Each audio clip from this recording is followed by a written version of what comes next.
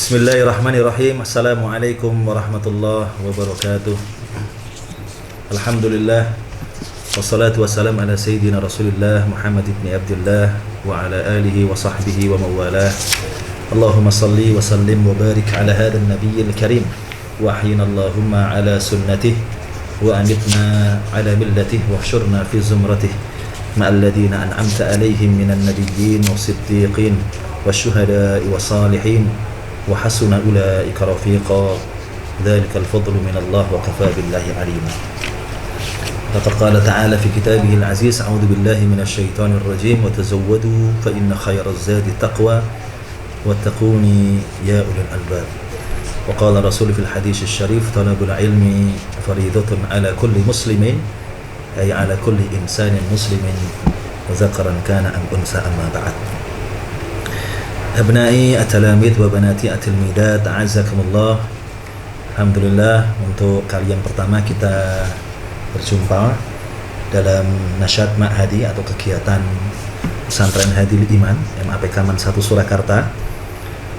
Insyaallah kita akan bersama-sama belajar terkait dengan isi salah satu kitab yang mensyarah Al-Arba'in An-Nawawiyah. Ini yang ada di hadapan saya adalah kitab Al-Wafi fi Syarh Al-Arba'in An-Nawawiyah.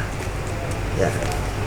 Jadi memang mungkin antum semuanya sudah sangat familiar dengan Arba'in Nawawi.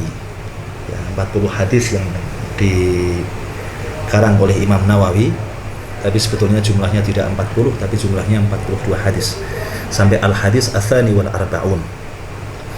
Ya, jadi pengistilahan arba'in ini ibaratnya untuk memudahkan saja. Dan perlu kita sampaikan bahwasanya kitab Arba'in Nawawi yang dikarang oleh Imam Nawawi ini sudah disyarah oleh banyak ulama.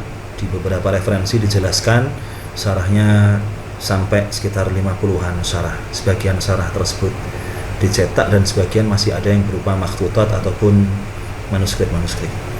Dan Al-Wafi ini merupakan salah satu syarah yang kutiba bi uslubin mu'asir, yang ditulis dengan bahasa kontemporer oleh dua orang ulama dari Syria, Dr. Mustafa Dib Al-Bugha dan Dr. Muhyiddin Mistu. Dr. Mustafa Dib Al-Bugha ini masyhur sebagai seorang faqih dan seorang muhaddis ya, di Syria gitu ya. Abnai at-talamid wa banati at-tilmidat azakumullah. Dan perlu kita sampaikan bahwasanya kitab Arba'in Nawawi ini memang menyampaikan hadis-hadis yang jami' mani gitu ya.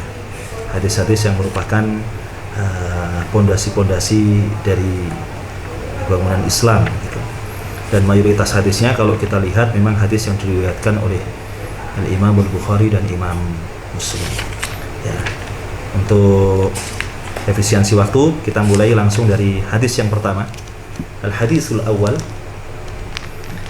Ini hadis yang sudah sering kita dengar, bahkan antum semuanya mungkin sudah hafal, hadis tentang niat. Innamal a'malu binniyat. Kita baca terlebih dahulu hadisnya. An Amiril Mukminin Abi Hafs Umar bin Al-Khattab radhiyallahu anhu qala sami'tu Rasulullah sallallahu alaihi wasallam yaqul innamal a'malu binniyat wa innama likulli imri'in ma nawa faman kanat hijratuhu ila Allah wa rasulihi fa hijratuhu ila Allah wa rasulihi وَمَنْ كَانَتْ هِجْرَتُهُ لِدُنْيَا يُصِيبُهَا أَوْ امْرَأَةٍ يَنْكِحُهَا فَهِجْرَتُهُ إِلَى مَا هَاجَرَ إِلَيْهِ رواه Al-Bukhari wa Muslim. Ini salah satu hadis yang muttafaq alaih, diriwayatkan oleh Syaikhan Imam Bukhari dan Imam Muslim. Hadis yang sudah sering disampaikan oleh para guru-guru antum semuanya sejak mungkin di Madrasah Ibtidaiyah ataupun di SD, MTS. Kita ulangi lagi dan kita sampaikan beberapa poin penting yang dipaparkan dalam kitab Al-Wafi ini. Ya, ini hadis tentang niat. Salah satu kelebihan dari kitab Al-Wafi ini secara penulisan lebih sistematis karena sekali lagi ini syarah yang ditulis dengan bahasa kontemporer. Jadi ada ahamiyatul hadis, urgensi hadis ini bagaimana, kemudian nanti akan disampaikan lughatul hadis. Kalau hadis tersebut ada sabab urutnya, nanti juga akan dipaparkan secara global sabab wurudil hadis. Kemudian juga ada fiqhul hadis. Kemudian di akhir biasanya nanti ada simpulan-simpulan yang bisa diambil dari hadis yang kita bahas. Kita awali dari ahamiyatul hadis. Urgensi dari hadis innamal a'malu binniyat. Dijelaskan di sini inna hadzal hadisa minal ahadisil hammati allati 'alaiha madarul Islam. Sungguhnya hadis ini merupakan salah satu hadis penting yang menjadi poros Islam. Fa huwa aslun fid dini wa 'alaihi taduru ghalibu ahkamihi. Hadis ini merupakan pokok agama dan mayoritas atau umumnya hukum-hukum agama ini berrotasi pada hadis ini. Jadi merupakan salah satu hadis yang sangat penting karena pembahasan terkait dengan niat. Wa yattadihu hada min kalamil ulama'i, dan ini menjadi jelas dari pemaparan pernyataan-pernyataan ataupun kalam perkataan para ulama. Di antaranya kita sampaikan qala Abu Dawud, Imam Abu Dawud menyampaikan inna hadal hadisa, sungguhnya hadis ini, hadis innamal a'malu binniyat ini nisful Islam, separuh dari agama Islam. Jadi Abu Dawud menyampaikan bahwasanya hadis niat ini merupakan nisful Islam, ya, separuh ataupun setengah dari Islam. Kenapa dibahasakan semacam itu? Li anna dina imma zahirun wa huwal amalu aw batinun wa huwa niyyah. Karena agama itu ya ada sisi zahirnya yang diwakili dengan perbuatan, au batinun, ataupun sisi batinnya yang diwakili dengan niat. Jadi aktivitas yang kita lakukan keseharian termasuk berbagai macam takalif syar'iyah ataupun bebanan syar'i yang Allah bebankan pada kita ini kan ada sisi zahirnya yaitu perbuatan-perbuatan kita. Ada sisi batinnya yaitu niat kita. Niat saat kita akan melaksanakan satu perbuatan. Dan hadis ini adalah hadis tentang niat, maka wajar jika dikatakan bahwasanya hadal hadis nisful Islam. Hadis ini mewakili separuh dari agama Islam. Karena tadi agama Islam itu ada yang zahir diwakili oleh perbuatan kita, ada yang batin diwakili dengan niat yang ada dalam hati kita. Kemudian pernyataan ataupun perkataan ulama yang lain. Waqala al-Imam Ahmad wasy-Syafi'i.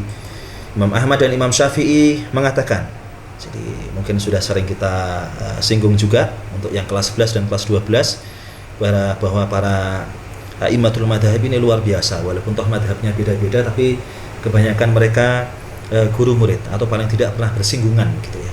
Imam Malik merupakan salah satu guru Imam Syafi'i, dan Imam Syafi'i juga merupakan salah satu guru Imam Ahmad. Kan tapi mereka mempunyai madhab beda-beda. Kadang mereka beda dalam beberapa masail fiqhiyah, permasalahan-permasalahan fikih. Kan tapi perbedaan itu tidak menyebabkan iftiraq, tidak menyebabkan perpecahan ya, perbedaan yang insyaallah justru memunculkan rahmah ya.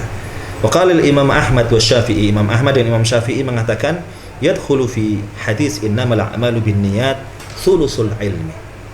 Masuk dalam hadis innamal a'malu binniyat ini sepertiga ilmu. Jadi bisa kita pahami kalau tadi ya, Imam Abu Dawud mengatakan bahwasanya hadis innamal a'malu binniyat itu separuh agama. Merupakan separuh agama karena agama itu ada sisi zahirnya diwakili dengan perbuatan dan ada sisi batinnya yang diwakili dengan niat, dan ini hadis niat gitu. Kalau Imam Ahmad dan Imam Syafi'i menyatakan bahwasanya masuk dalam hadis innamal a'malu binniyat ini sepertiga dari ilmu ya. Kenapa demikian? Alasannya bagaimana?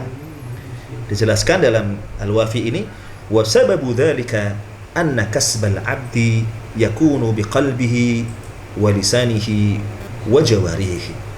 Dan sebab dari hal tersebut ya, bahwasanya hadis ini merupakan sepertiga dari ilmu, anna kasbal 'abdi, bahwasanya perbuatan hamba yakunu biqalbihi, terkadang muncul dari hatinya, wa lisanihi, dan lisannya, wa jawarihi, dan anggota tubuhnya yang lain.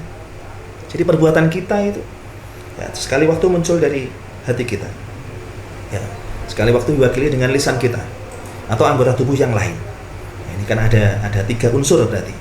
Dan ini hadis niat, berarti hadis niat ini masuk sepertiga dari ketiga yang kita sebutkan tadi. Fanniyatu bil qalbi ahadul aqsami thalathati. Nah, niat ini ada di dalam hati yang merupakan salah satu dari 3 bagian yang tadi kita sebutkan. Nah, hati, lisan, kemudian jawarih, anggota tubuh yang lainnya. Ya. Maka sekali lagi ini merupakan salah satu hadis yang sangat luar biasa. Ya. Para ulama banyak sekali akwal mereka, kalam mereka, perkataan mereka yang menjelaskan tentang ahamiyatu hadal hadis. Esensi dari hadis ini. Walidha istahabbal ulama'u an tustaftaha bihi al-kutubu wal musannafatu. Dan karenanya para ulama menganjurkan ya, berbagai buku wal musannafat dan karangan-karangan diawali dengan hadis innamal a'malu binniyat ini. Agar seorang misalnya yang belajar, agar seorang yang menelaah ilmu dan sebagainya itu meluruskan niat sebelum dia melakukan sesuatu yang lainnya. Ya. Faja'alahu al-Bukhari fi awwal sahih. Imam Bukhari menjadikan hadis niat ini sebagai hadis pertama dalam kitab sahihnya. Sebagaimana kita fahami bersama bahwasanya Al-Jami'us Sahihnya Imam Bukhari ini juga sudah disarah dengan berbagai macam syarah oleh para ulama, dan salah satu syarah yang masyhur adalah Fathul Bari syarah Sahih Al-Bukhari. Imam Bukhari mencantumkan hadis innamal a'malu binniyat ini dalam kitab Jami' Sahihnya untuk menegaskan dan menunjukkan bahwasanya niat itu memiliki posisi yang sangat sentral, yang sangat penting, posisi primer dalam segala macam hal, segala macam persoalan. Kalau niat seorang baik, maka yang muncul adalah satu hal yang positif. Kalau niat seorang tidak baik, walaupun toh perbuatannya itu baik, maka tidak akan bernilai di sisi Allah Taala. Bahkan para ulama mengatakan an-niyatu mi'yar qabulil amal, bahwasanya niat itu merupakan standar diterimanya satu amalan. Ya, ini menjadi penting. Wabtada'a bihi an-Nawawi fi kutubihi ats-tsalatsati, dan Imam Nawawi sendiri ya, memulai bukunya yang tiga ini, tiga buku yang masyhur, yaitu Riyadhus Shalihin, kemudian Al-Adhkar, dan kitab Arba'in Nawawi ini ya, dengan hadis innamal a'malu binniyat. Bisa difahami ya. Jadi bahwasanya banyak para ulama yang mencantumkan hadis ini sebagai hadis pertama di musannaf-musannafnya, di muallaf-muallafnya, di kitab-kitabnya, di karya-karya mereka, termasuk Imam Nawawi sendiri dalam kitab Riyadhus Shalihin, kemudian dalam kitab Al-Adhkar, kemudian dalam kitab Arba'in beliau juga mencantumkan hadis innamal a'malu binniyat ini sebagai hadis yang pertama ya, untuk memurnikan niat bagi siapapun yang menuntut ilmu ya, sehingga amalannya pada akhirnya bernilai di sisi Allah Taala. Ya, dijelaskan wa faidatu hada al-bad'i tanbihu talibil ilmi ay yusahhiha niyyatahu liwajhillahi ta'ala fi talabil ilmi wa amalil khair. Ya. Dan faedah ataupun fungsi dari mengawali karya-karya dengan hadis innamal a'malu binniyat ini adalah sebagai tanbihu talibil ilmi, sebagai peringatan para pembelajar, para penuntut ilmu, ayyusahhiha niyyatahu, untuk membenarkan niatnya, meluruskan niatnya, liwajhillahi ta'ala, hanya karena Allah Ta'ala semata, fi talabil ilmi, dalam menuntut ilmu, wa amilil khair, dan melakukan perbuatan yang baik. Jadi clear insyaallah abnai at-talamid wa banati at-tilmidat, a'azzakumullah, bahwasanya hadis innamal a'malu binniyat ini menjadi sangat penting memang bagi kita semuanya, agar kita paham bahwasanya apapun yang kita lakukan pada dasarnya bersandar pada apa yang kita niatkan. Nanti hadis ini juga merupakan salah satu dalil syar'i di antara beberapa dalil lain yang kemudian terumuskan salah satu kaidah fikih, al-umuru bimaqasidiha, bahwasanya berbagai macam perkara itu tergantung pada maksudnya. Ya, ini satu hal yang memang perlu kita pahami bersama. Kemudian kita lanjutkan ke lughatul hadis. Ini tadi kita sampaikan bahwasanya sistematika penulisan dari kitab Al-Wafi Syarah Arba'in Nawawi yang dikarang oleh Dr. Mustafa Dib Al-Bugha dan Muhyiddin Mistu ini, biasanya setelah hadis dipaparkan, setelah hamiyatul hadis dipaparkan, kemudian ada lughatul hadis, penjelasan kata per kata dari hadis tersebut. Ya. Hadis ini diriwayatkan oleh An Amiril Mukminin Abi Hafs Umar bin Khattab. Umar bin Khattab ini mempunyai banyak julukan. Ya. Di antaranya Abu Hafs. Beberapa ulama menjelaskan bahwasanya Umar bin Khattab ini di tasmiyai ataupun diberi julukan Abu Hafs karena Hafsah, salah seorang putri Umar bin Khattab, menjadi salah seorang istri Rasulullah sallallahu alaihi wasallam, dan Rasulullah mempunyai panggilan kesayangan untuk istrinya Hafsah yang anaknya Umar ini. Sekali waktu Hafsah ini dipanggil oleh Rasulullah dengan ya Hafs, tak marbutohnya hilang. Sebagaimana Rasulullah juga seringkali memanggil Sayyidah Aisyah radhiyallahu anha dengan ya Aish, tak marbutohnya hilang. Ini sebetulnya nida at-tahabbub. Jadi satu panggilan mesra, satu panggilan kecintaan Rasulullah pada istrinya, pada Sayyidah Aisyah dengan memanggil ya Aish. Ya, tak marbutohnya hilang pada Hafsah dengan ya Hafs. Dan karena Umar bin Khattab ini adalah bapaknya dari Hafsah, maka kemudian Umar bin Khattab disebut dengan Abu Hafs. Umar bin Khattab juga disebut Amirul Mukminin. Ya, sebutan Amirul Mukminin ini belum ada di zaman Abu Bakar As-Siddiq. Ya, karena saat Rasulullah wafat, kemudian Abu Bakar menggantikan posisi Rasulullah Shallallahu Alaihi Wasallam. Abu Bakar diistilahkan atau disebut seringkali dengan sebutan Khalifatul Rasulullah. Ya, kita tidak bisa membayangkan kalau kemudian Umar nanti menggantikan Abu Bakar Khalifati Rasulillah. Setelahnya Khalifati Rasulillah. Itu fahnya panjang sekali ke sana gitu ya. Maka kemudian saat itu kalangan kaum mukminin mengatakan nahnu al-mu'minin wa Umar amiruna. Ya, kita ini orang-orang yang sudah beriman, kita adalah kalangan mukminin dan Umar ini adalah amir kita, pemimpin kita. Maka kemudian Umar mendapatkan julukan juga Amirul Mukminin. Jadi julukan Amirul Mukminin ini ya diawali di masa Umar bin Khattab. Ya. Hadis ini an Amiril Mukminin Abi Hafs Umar bin Khattab radhiyallahu anhu. Ya. Qala innamal a'malu binniyat. Innama bagi yang sudah sering ngaji di pesantren dulu ataupun belajar bahasa Arab sudah paham bahwasanya innama disebut dengan adatul hasr.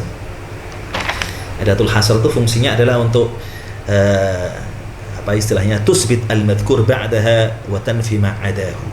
Jadi menetapkan apa yang disebutkan setelahnya dan menafikan selainnya. Maka ketika dalam hadis tersebut dijelaskan innamal a'malu binniyat, untuk ditegaskan dengan sebenar-benar penegasan bahwasanya amalan ini tergantung pada niat orang yang melakukan amalan tersebut. Ya. Maka tadi kita singgung kalau seandainya amalan tersebut baik tapi niatnya tidak baik, maka tidak berarti di sisi Allah Taala. Ini hadis yang sangat menarik dan banyak cerita, nanti akan kita sampaikan. Ini nama adalah adatul hasr. Binniyat. Ya, binniyat ini merupakan jamak dari niyyah. Sebagaimana kita fahami bahwasanya jamak itu terbagi menjadi 3. Ada jam'ul mudzakkar salimu, ada jam'ul muannats salimu, kemudian ada jam'ut taksir. Ya, niyyatun, niyyat berarti masuk kategori jam'ul muannats salim, jam'un niyyah. Ya, niat ini secara etimologi apa? Wahiya fil lughati al-qasdu. Secara etimologi, secara bahasa adalah al-qasdu, kehendak. Ya. Wa fil istilah, dan secara terminologi, secara istilah al-qasdu al-muqtarinu bil fi'li. Jadi satu kehendak yang kemudian diiringi dengan perbuatan.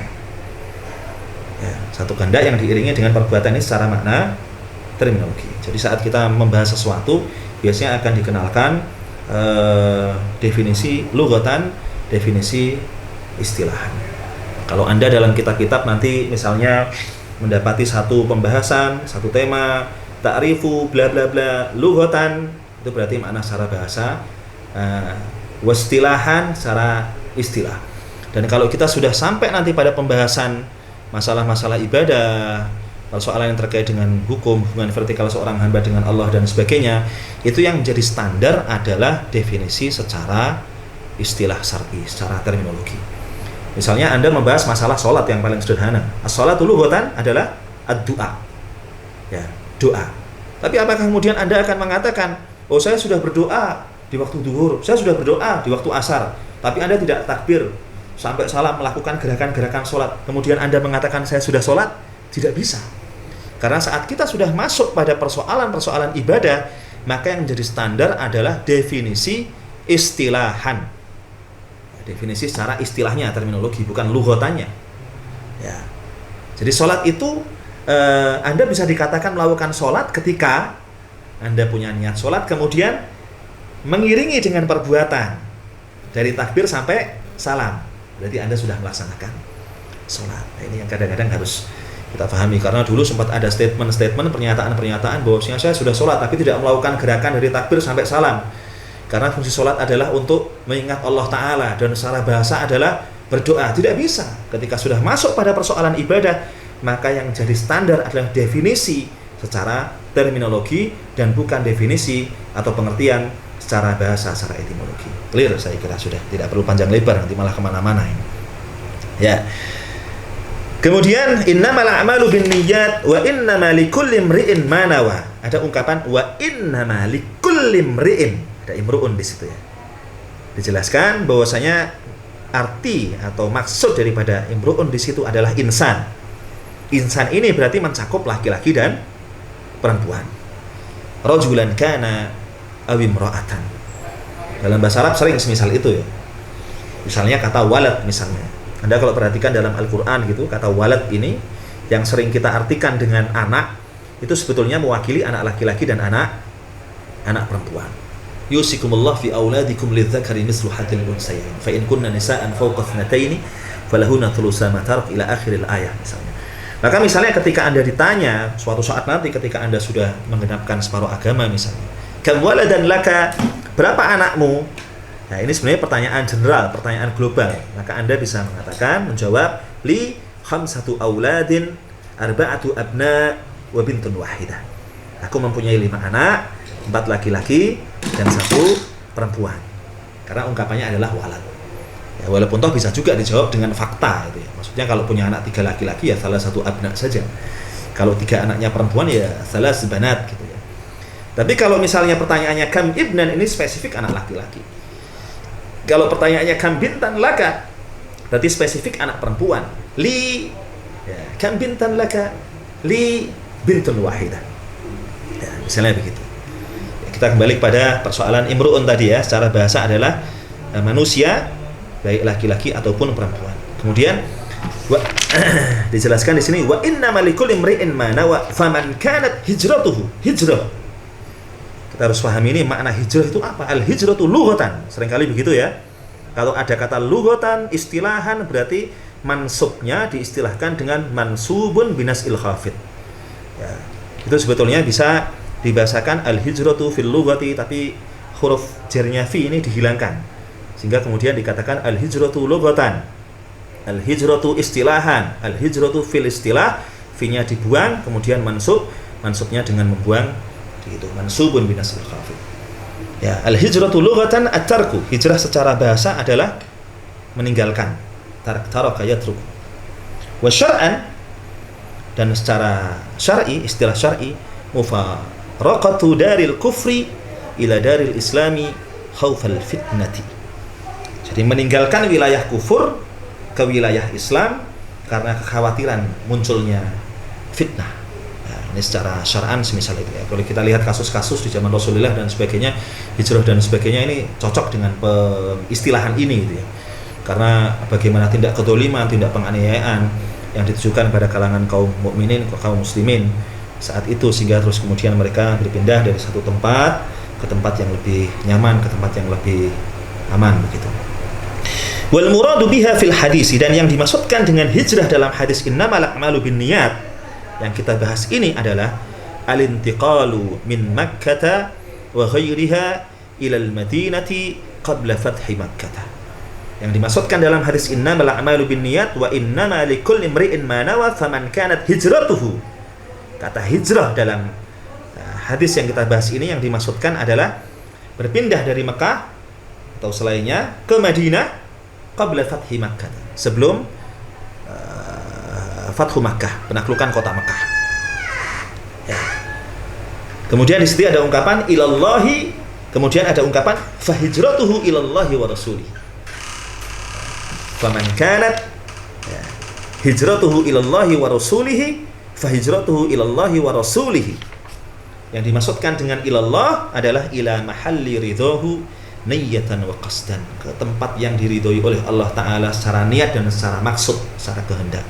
Artinya ilallah itu berarti ya sudah jelas ya, mengharap ridho Allah Ta'ala. Fahijratuhu ilallahi wa rasulihi qabulan wa jazaan, maka hijrahnya teruntuk Allah dan Rasulnya, dalam konteks dia akan diterima amalan itu dan jazaan, mendapatkan imbalan ataupun mendapatkan pahala, mendapatkan reward dari hijrahnya yang teruntuk Allah dan Rasulnya. Kemudian dalam ungkapan akhir hadis dijelaskan wa man kanat hijratuhu lid dunya yusibuha aw imra'atin yankihuha fa hijratuhu ila ma hajara ilaihi. Ya. Lidunya yusibuha, yang dimaksudkan lidunya yusibuha apa? Li ghardin dunyawiyyan yuridu tahsilah. Karena tujuan duniawi yang dia ingin gapai. Ya. Ini tadi sudah kita sampaikan apa istilahnya, ahamiyatul hadisnya. Jadi pentingnya hadis ini, urgensi hadis ini, kemudian sudah kita sampaikan juga lughatul hadis. Ya, karena waktu tinggal sekitar 8 menit ya mungkin ya. Kita sedikit sampaikan tentang sebab wurudil hadis. Ya, sebab munculnya hadis ini. Walaupun toh ada beberapa versi sebetulnya, tapi kita akan sampaikan satu versi saja karena keterbatasan waktu begitu. Dijelaskan rawa at-Tabrani fi mu'jamihi al-kabiri bi isnadin rijaluhu thiqat. Imam Tabrani meriwayatkan dalam kitab Mu'jam Kabirnya dengan sanad yang para perawinya thiqah. An Ibnu Mas'ud radhiyallahu anhu qala, dari sahabat Ibnu Mas'ud radhiyallahu anhu qala, kana fina rajulun khataba imra'atan yuqalu laha Qais. Bahwasanya kana fina rajulun, bahwasanya di antara kami dulu ada seorang laki-laki khataba imra'atan, yang meminang seorang wanita, yuqalu laha Qais, yang wanita ini namanya adalah Qais.